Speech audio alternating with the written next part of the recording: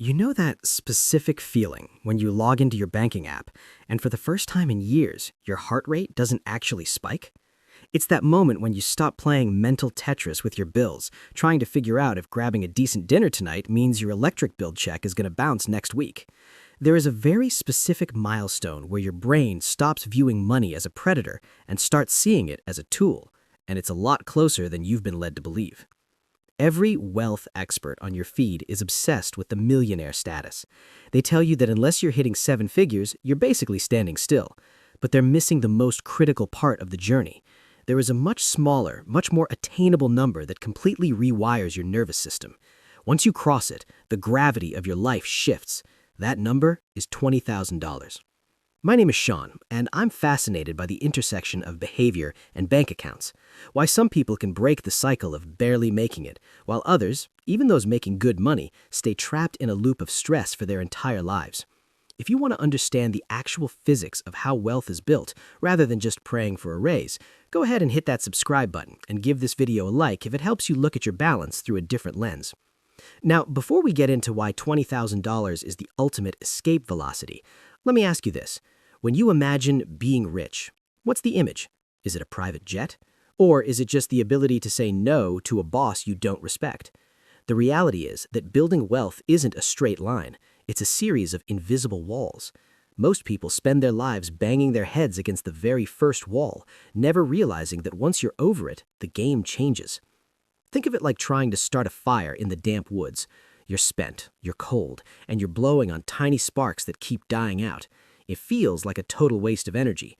But once you get that core temperature high enough, the logs catch, and suddenly the fire starts feeding itself. You don't have to hover over it anymore. It provides warmth even when you step away. $20,000 is that core temperature. Everything before this is you struggling with the matches. Everything after this is the fire doing the work for you. But here's the thing that might actually catch you off guard. The difference between $2,000 and $20,000 isn't just that you can buy more stuff. It's that your brain literally enters a different operating state. When you're living on the edge, you're stuck in triage mode. Your cognitive bandwidth is so consumed by immediate survival that you physically cannot process long-term strategy. It's like trying to learn a new language while you're drowning. Your brain doesn't care about grammar, it just wants air. But once you hit that 20,000 mark, you finally have enough oxygen to look at the horizon. Recent studies on financial stress show that even a $1,500 cushion reduces a person's cognitive load significantly. But when you hit that 3 to 6 month runway, which for most of us sits right around that $20,000 sweet spot, you aren't just less stressed, you're strategically dangerous. You stop asking, how do I pay for this? And you start asking, what can this buy for me? Now, let's look at the actual physics of the money, because the math is where things get really wild. Let's say you're putting away $800 a month into an index fund, returning roughly 8%. To get to that first $20,000, you're looking at about 23 months of grinding. It's a nearly 2-year slog of saying no to vacations, no to the latest tech, and no to the easy dopamine hits of spending. It feels slow. It feels like nothing is happening. But look at what happens next. To get your next $20,000, going from 20 to 40, it doesn't take another 23 months. Even if you don't increase your contributions by a single cent, it only takes about 20 months. You just cheated 3 months off the calendar. Why? Because that first $20,000 started having babies. It's generating its own interest, which then generates its own interest. You're doing the exact same amount of work, but your timeline is shrinking. By the time you're aiming for the jump from $80,000 to $100,000, your portfolio is doing so much heavy lifting that the milestones start flying by. When you eventually reach a portfolio of $500,000, that same $20,000 gain can happen in just a few months without you contributing a single extra dollar. The first 20K is the hardest, but it's the only one that requires 100% of your own sweat. After that, you've got a partner in the room.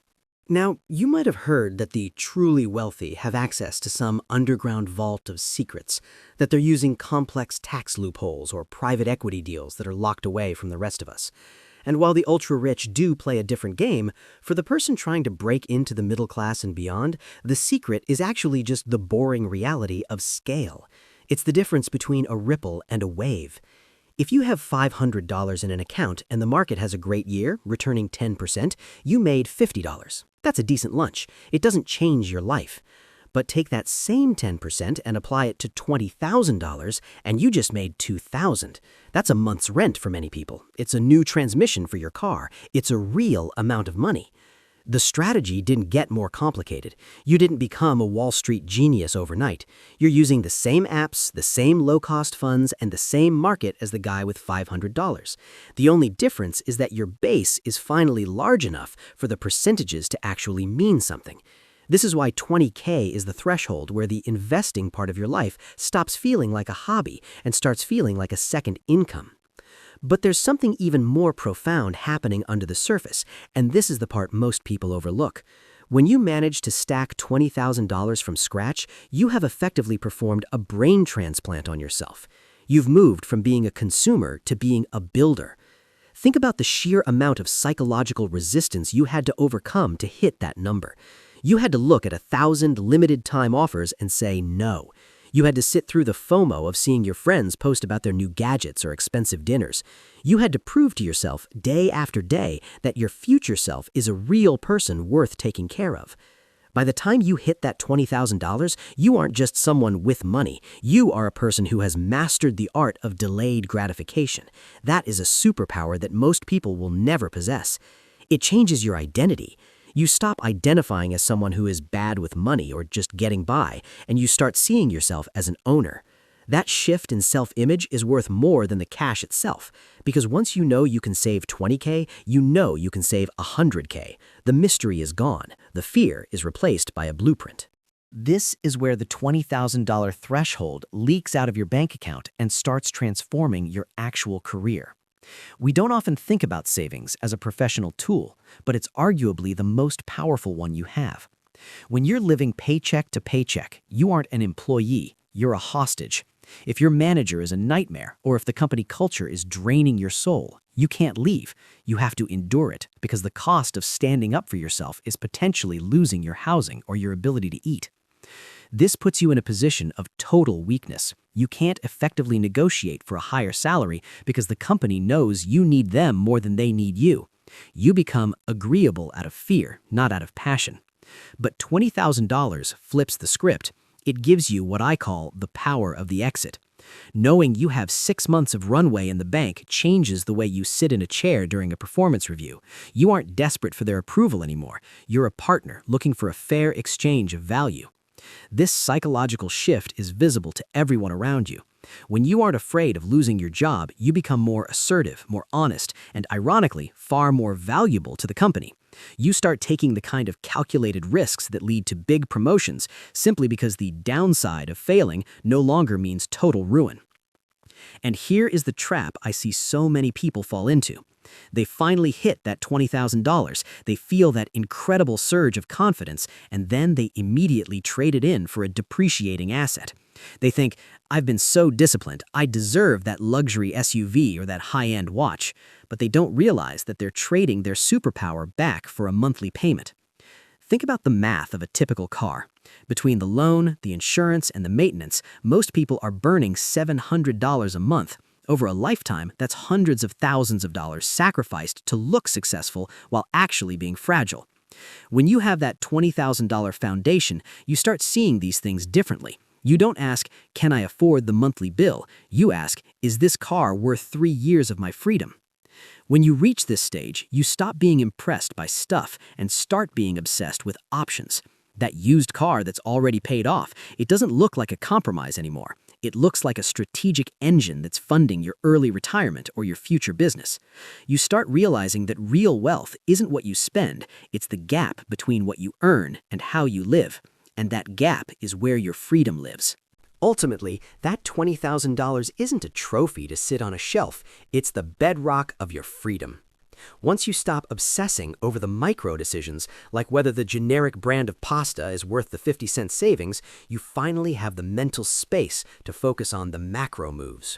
You stop worrying about the price of the coffee and start optimizing the price of your mortgage, the growth of your side hustle, and the trajectory of your career.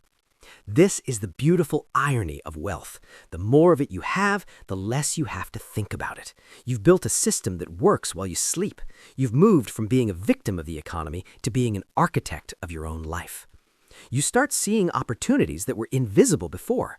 A friend mentions a small business venture, or a piece of real estate becomes available, and instead of feeling a pang of envy, you're actually in a position to run the numbers. You have skin in the game. Don't let the world convince you that you need $1 million to start feeling like a winner. The game is won in these early stages. It's won in the quiet moments of discipline when no one is watching. It's won when you decide that your future security is more important than a temporary status symbol. That first $20,000 is your proof of concept. It is the evidence that you are no longer a passenger in your own life. It might feel like a slow climb right now, but remember, you are building momentum that will eventually become unstoppable. Every dollar you save today is a soldier you're sending out to fight for your freedom tomorrow. Start laying that foundation today. Don't wait for a better time or a bigger paycheck. Your future self is waiting for you to make the move that changes everything. They'll look back at this moment as the turning point, the day the boulder finally reached the top of the hill. Thanks for watching. I'll see you in the next video.